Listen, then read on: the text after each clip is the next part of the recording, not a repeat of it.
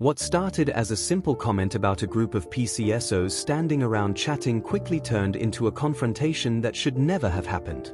Within minutes, accusations were flying. A police constable stepped in to detain a man who insisted he had done nothing wrong, and officers began relying on powers that would later be called into question. But the real twist came long after the cameras stopped rolling. Instead of standing by their actions in court, the police were forced to admit that the detention and the force used against him were unlawful. Stay with us, because this case reveals exactly how a minor disagreement escalated into a legal defeat that the force couldn't defend. If you point your finger like that again, you'll be arrested. Why Do you are you shoving understand? me? Why are you shoving Because you're being over-aggressive. No, I'm not being over. You will end up getting annoyed. arrested. The Section 5 public Please. Welcome back to Behind the Blue Lights, where we examine real police encounters, break down the law behind them, and highlight why accountability matters. Today's footage comes from Crime Bodgage, so if you enjoy this type of content, you'll find a link to his channel in the description. Be sure to subscribe and support the original creator. This incident begins in Derby City Centre, where Crime Bodgage notices several PCSOs gathered together instead of carrying out patrol duties. He makes a passing remark about what they are doing, and that single comment immediately changes the atmosphere. One female PCSO reacts angrily and begins raising her voice. When Crime Bodgage tells her to calm down and stop shouting, another PCSO steps forward and attempts to stop him from leaving, despite having no clear legal authority to do so. Before long, police constables arrive on the scene. Rather than carefully assessing what has happened, they support the actions already taken and detain Crime Bodgage, turning a straightforward disagreement into a much more serious incident. What follows doesn't end on the street. The encounter eventually reaches the legal system, where the officers' decisions come under close scrutiny and the outcome is very different from what they expected. See your designation card. Show it to me, please. Right here. And Right, let's have a look at it. I did not swear at your colleague. Yes, you did. No, I Did you didn't. tell me? No, I didn't. I said she was a stupid woman. Not to give your name. We're required to. No, it isn't. Let me Yes, it see your is. designation card. Yeah. Yeah. No, that's not a designation card. Let me see what powers you have to Right. detain. You don't have any powers to put What's your your hand on name? me. What's your Don't name? put your hands on me. What's your name? No, I'm asking you, do you have powers to detain? Don't put your hands on me. Don't put your hands on me and getting away with me. What's your name? I'm not telling you my name. Right. Don't put your hands on me. Because I just said to you, I didn't Right, swear at so your you're being colleague. aggressive in public. No, So you've just told me. no, she came inside and interrupted And me. I'm more inclined to believe them over you, so what's your Oh, name? what did I say to you? How did I swear to you exactly? What did I say? As you didn't swear to, eh? Exactly. See, she just admitted I didn't swear. Right, you're being aggressive then. You're being No, I aggressive was with not being colleagues. aggressive, mate. No, you're being aggressive because you're blocking Are you me being from aggressive moving. now? You've got no What's your name? powers to stop me. What's your name? You've got no powers to stop me. What's your name? Right, I've asked you enough times. Show me your designation I have card. Yes, you do. One of the key issues in this case revolves around something many members of the public have never even heard of: a PCSO designation card. This document is far more important than a standard identification badge because it lists the specific legal powers that have been granted to an individual PCSO. Those powers are not automatically the same for every officer, and without relying on the designation, a PCSO cannot simply assume authority they haven't been given. Instead of clearly showing the document that could confirm what powers he actually possessed, the PCSO chose a very different approach. He attempted to prevent Crime Bodgage from moving away, insisted that personal details had to be provided, and displayed an ordinary identification card as though that alone settled the matter. However, an ID badge proves who someone is. It does not prove what legal powers they can exercise. As soon as Crime Bodgage asked to see the designation card itself, the confidence disappeared. The request was never properly answered because producing that document would have immediately clarified whether his actions were supported by law or not. That moment became one of the clearest signs that the situation was resting on assumption rather than legal authority. If you're not going to show me your designation card, how do I know if you've got powers under the Police Reform Act to I've stop already showed me? you. What's your name? No, you haven't. You're stopping me for nothing. Tell me, under what act are you stopping me right now and asking me for my details? Under what law, under what act are you stopping me? Antisocial behaviour Act. No, there's Because nothing I believe that antisocial your about. behaviour is Yeah. like the cause of harassment on members of the public, and all these doing. No. These women. What's your name? No, these women were the ones who were talking to me when I didn't say anything to them. What's your name? Look, Mate, you can I've give asked me you. your name. I'll No, get no, a no. police officer Yeah, come you back. can show me your And designation I'll arrest you card. if you don't give him the name. No, I've asked you to show me your I've designation already gave it, card. yes, sir. No, that is not your designation card. Show me what powers you have under the Police Reform Act to stop me. You don't have any. Don't put your hands on me. Get a policeman to come and get me. Oh, no, would you, sir? Don't put your hands on my phone. What's your What are name? you twisting my hand for? I'm not. I'm detaining you at the minute to find out who you are. Am I resisting? You've walked off from these officers. Yeah, so I they're don't not know who you are. officers. They're PCSOs. No, they are officers. Yeah, but he doesn't have the powers to detain me. But I do. which You is what may very I'm well, doing. mate, but he didn't, and he stopped me So, unlawfully. listen to what I'm saying. Yeah, I'm listening. Under Section 50 of the Police Reform Act 2002, I want your name and address, please. As Crime Bodgage decides to leave the area, a choice he believes he is legally entitled to make, a police constable quickly moves in, grabs hold of him and attempts to justify the intervention with a simple explanation. According to the officer, the problem was that Crime Bodgage had walked away from the PCSOs. Crime Bodgage immediately points out what he sees as the real issue. He argues that the PCSOs had no lawful authority to detain him in the first place, so walking away could not automatically justify being physically stopped. The constable's response is revealing. Rather than explaining how the PCSOs had acted within their powers, he simply replies, "But I do." That short answer says far more than it appears to. Instead of defending the original detention or explaining why the PCSOs were acting lawfully, the officer effectively shifts the focus onto his own powers as a constable. To many viewers, that raises an obvious question. If the PCSOs had been acting entirely within the law from the beginning, why wasn't their authority clearly explained straight away? As the encounter continues, the disagreement moves beyond a simple conversation and becomes a debate about whether legal powers were being used correctly, or whether officers were attempting to justify decisions that had already gone too far. Right? Yeah. Are you going to give me your details? And if I give you my details, you can let me go?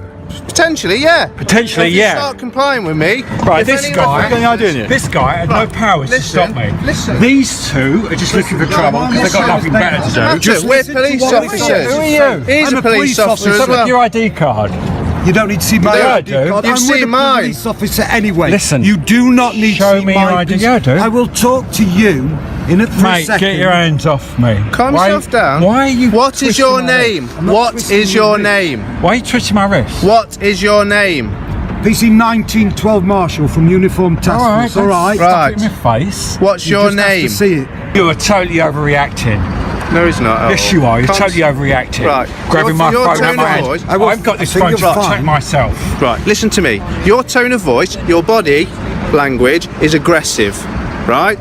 That's why we've got out of this car and detained you. The officers attempt to justify using Section 50 by claiming that Crime Bodgage's tone and body language appeared aggressive raises an important legal question. Section 50 was never designed to deal with someone who simply seems frustrated or refuses to back down during a disagreement. The legislation requires an officer to have reasonable grounds to believe that a person's behavior has caused, or is likely to cause, harassment, alarm or distress. Being firm, confident, or unwilling to accept something you believe is unlawful is not enough on its own. What's even more significant is that earlier in the encounter, the female PCSO herself acknowledged that Crime Bodgage hadn't used abusive language towards her. That creates an obvious contradiction. If there was no swearing, no threatening behavior, and no clear evidence of harassment, then the officer's explanation begins to look less like an objective assessment and more like an attempt to justify powers that had already been used. At its core, the situation is quite straightforward. The PCSOs exceeded what Crime Bodgage believed were their legal powers. He challenged those actions. Instead of stepping back and reassessing the situation, the attending officer appeared to reinterpret perfectly lawful behavior as aggression in order to support what had already taken place. That's not how reasonable suspicion is supposed to work. The law requires objective facts, not personal frustration or damaged pride. You're not being cooperative. No, I'm not going to be cooperative with thugs like you. Right. Why would I be? You're Why a am I a thug. thug then? You're a mindless thug. Oh, brilliant. Thank you very much, Come, sir. jumped out your car. Thank you very Do. Right. I wasn't resisting at that point. Right. All you had to do is show me a warrant card, not show me Okay. do like an idiot. Right. Did it work though? Did you stand still? Well, yeah, I did. Exactly. Because I assumed that you were. Exactly. But not him. He had no powers to detain me. And that's what annoyed me. He wasn't Right. detained, sir. It doesn't Listen, matter. also, you accused me of swearing at her. She admitted I'd not sworn at her.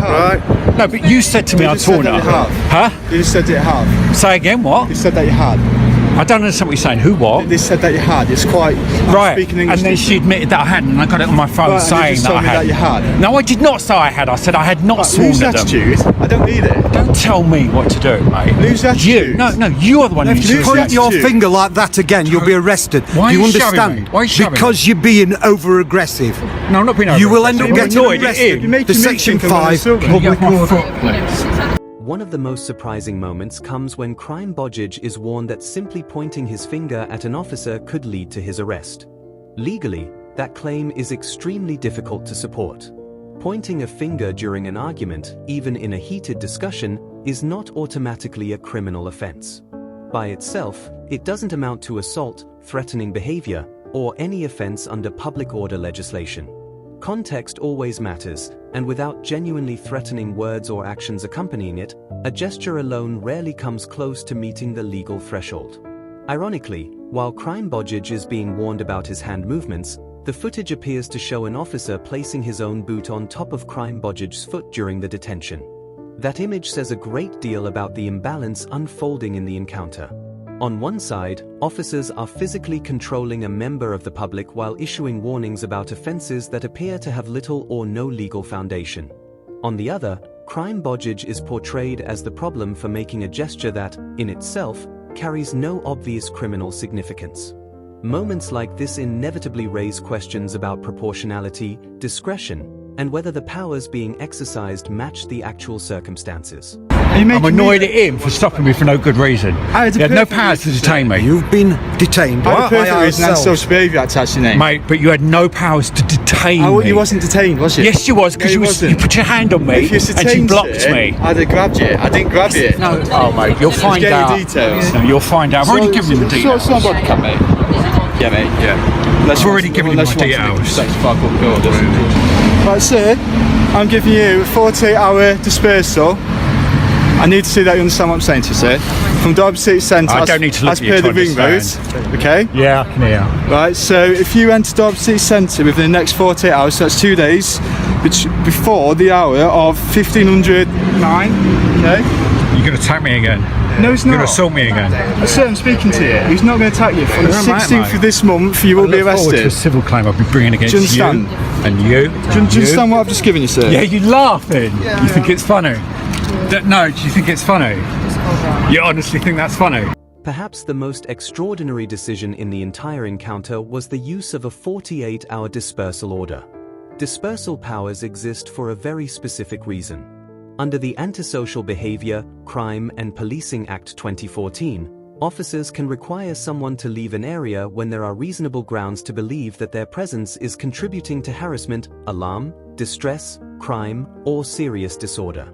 These powers were introduced to deal with genuinely disruptive situations, violent groups intimidating the public, persistent antisocial behavior, or ongoing disorder that creates a real impact on the community. They were never intended to deal with someone who simply criticized a group of PCSOs for standing together and chatting in a public place. That distinction is important because a dispersal notice is not a minor request. Ignoring one can result in an immediate arrest, making it one of the more significant summary powers available to police. If such a power is used simply because someone embarrassed officers or questioned their conduct, it risks moving away from its intended purpose and becoming a tool for retaliation rather than public protection. That is precisely why this part of the incident attracts so much criticism. Instead of addressing genuine antisocial behavior, the power appears to have been used against a member of the public who challenged authority, raising serious concerns about whether the law was being applied as Parliament intended. I don't think you're funny at all. Well, when I bring a civil claim against you I think you're being and make a ridiculous. complaint to your You're being professional absolutely standards ludicrous. department about you for assaulting me, him for trying to detain me when he's got no powers, and that woman there for inciting the whole thing in the first instance, and him as well for acting like a thug. Brilliant. A whole collection of mindless thugs. Alright mate, I heard you now. Okay, don't stand on my foot again, please. Yeah, I've heard you. Okay? Is that okay to go now? They just need to give you a copy of this notice. I don't want a copy of the notice, mate. Oh, actually, no, I will have it. So that I've got proof about what your name is. Don't forget to put your PCSO 212773. You'll be finding out that I'm right, yeah? When you get sued for detaining me for having no powers to have done so. Yeah, of course you won't. You know I was detained. Huh? It's all on body worn footage, so that's fine. Is yours recording? No, mine isn't. Is yours recording? It was. I've turned it off now. Why is it not recording right now? So I don't want it on there. They don't have to answer to you, do they? I'm asking them a question. Perfectly. I don't have to answer to you. Okay. As the situation continues, Crime Bodgage notices something that immediately catches his attention. The female PCSO appears to have stopped recording on her body-worn camera. He asks a straightforward question: why has the recording been switched off? Rather than allowing her to respond, the attending constable steps in almost instantly and tells Crime Bodgage that she doesn't have to answer his question. That response is likely to surprise many people. Modern policing places a strong emphasis on openness and public confidence. Body-worn cameras were introduced not only to gather evidence, but also to provide transparency and reassurance during police interactions. When a recording is stopped in the middle of an active incident, it's understandable why someone involved would want an explanation. Whether or not an officer is required to answer every question, refusing to offer any reason at all can easily create the impression that accountability is being avoided instead of encouraged. Rather than using the opportunity to build trust by explaining the decision, the constable effectively shuts the conversation down. Moments like these can have lasting consequences. Public confidence isn't strengthened by silence. It's strengthened when officers are willing to explain their actions, answer reasonable questions where appropriate, and demonstrate that transparency remains a priority throughout an encounter. This isn't the last you hear from me. Is it not? I hope not. Honestly, I know you think you're really smug and clever now, but you're going to have to answer to your professional standards. I will, yeah. Very good. Yeah, that's it. Yeah. We'll give you a copy of form, copy of legal rights that explains the reasons why I've given this to you. Okay, so if you're under any illusion why. I've already intimated civil proceedings against Derby Police, and believe me, this claim is the most comprehensive I've ever prepared. Both of these officers lied, making written statements that I'd sworn at them, despite admitting on the spot I had not. How did I swear to you exactly? What did I say? You didn't swear to, eh? Exactly. So she just admitted I didn't swear. Naturally, the police denied that they'd done anything wrong, and the IOPC routinely sided with the police, as they tend to do by default. So the next step was to sue them. When I initiated the claim against Derbyshire Police for assault, battery, false imprisonment and interference with goods, it became clear very early on that they intended to drag me all the way to court. As the legal process begins, an even more significant issue comes to light. Crime Bodgage reveals that both female PCSOs submitted written statements claiming that he had sworn at them during the encounter. However, the recorded footage appears to tell a different story. At one stage, one of the PCSOs can clearly be heard acknowledging that he hadn't sworn at her. That creates an obvious inconsistency. If the video accurately reflects what happened, then the written accounts become extremely difficult to reconcile with the evidence captured at the scene. Disagreements over memory can happen, especially after stressful incidents. But where video evidence appears to directly contradict official statements, serious questions naturally arise about the accuracy of those accounts and the process that led to them being submitted. The dispute eventually moves beyond the street and into formal legal proceedings. Crime Bodgage brings claims that include assault, battery, false imprisonment, and interference with his property. Rather than accepting that mistakes may have been made or attempting to resolve the matter at an early stage, the force chooses to defend the case. The allegations are denied, and the legal battle continues. From Crime Bodgage's perspective, this means a long process of gathering evidence, challenging official accounts, and relying on the footage to demonstrate what he says really happened. As the case progresses, one question becomes impossible to ignore. When the evidence is finally placed under legal scrutiny, whose version of events will stand up? The officer's written statements or the video recorded on the day? They continue to bluff, constantly delaying the court hearing with the usual police excuses of holidays, sick leave, training, never anything to do with being busy tackling crime, of course, dragging it on for over a year. Finally, and just a few weeks before the court hearing, they rolled over and negotiated a settlement.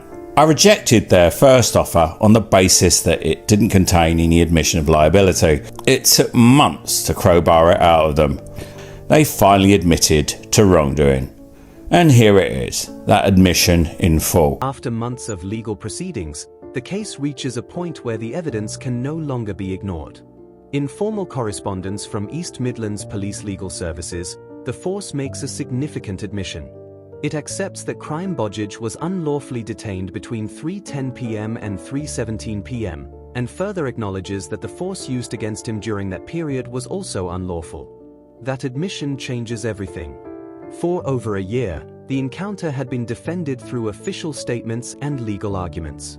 But once the force accepted that the detention itself had no lawful basis, the foundation supporting those earlier claims began to fall away. The written admission also raises wider questions about how the incident was handled from the outset. If the detention was unlawful, then the decision to physically restrain Crime Bodgage becomes far more difficult to justify. It also casts fresh doubt on the actions taken by the officers who arrived at the scene and chose to continue the intervention instead of reassessing what had already happened. In the end, it wasn't public opinion that determined the outcome, it was the legal process. And when the evidence was measured against the law, the force accepted that mistakes had been made. Sometimes, the footage recorded on the day speaks far more clearly than any statement written afterwards. And can I just point out the final twist of irony? Not only did Lusick face no disciplinary proceedings whatsoever as a result of this assault, Derbyshire Police decided to employ him as a fully warranted police constable. But their negligence didn't stop there, because they've also given him a gun. Yep, PCSO Lusick, a man who, by his own admission, suffers paralysis of anxiety when asked to show his designation card, applied for a position as a firearms officer. It would be funny if it wasn't so scary. Looking back at the entire incident, one aspect continues to attract criticism. The PCSO, whose actions played a central role in the encounter, later went on to become a fully warranted police officer. For many observers, that decision raises difficult questions about professional standards and organizational culture. If concerns about conduct are not fully addressed before someone progresses through the ranks, public confidence can inevitably be affected. What began as a brief comment made in a public street gradually escalated into something far more serious. A simple criticism was followed by attempts to prevent someone from leaving, disputed claims about aggressive behavior, warnings of arrest over actions that appeared legally questionable, the use of dispersal powers, and finally an unlawful detention that the force would later acknowledge in writing. At several stages, there were opportunities for the situation to be de-escalated. Instead, each decision pushed the encounter further away from a routine conversation and closer to a lengthy legal dispute. The case continued for well over a year. Throughout that time, the force defended its position and contested the claims being made against it. But as the legal proceedings moved closer to court, the evidence became increasingly difficult to overcome. Rather than allowing a judge to examine every detail in open court, the matter was resolved with a settlement, accompanied by the written admission that the detention and the force used during that period were unlawful. Whether that outcome could have been avoided through better decision-making on the day is a question viewers may answer for themselves. One thing is certain, however. This case serves as another reminder of why accountability, transparency, and a clear understanding of police powers matter, not only for members of the public, but for officers as well.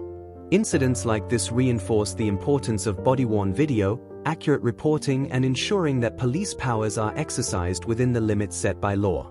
If you found this case informative, don't forget to like the video, leave your thoughts in the comments, and subscribe to Behind the Blue Lights for more real-world police encounters, legal breakdowns, and accountability-focused content. And if you'd like to watch the original footage, be sure to support Crime Bodgage by visiting his channel through the link in the description. Thanks for watching, and we'll see you in the next episode of Behind the Blue Lights.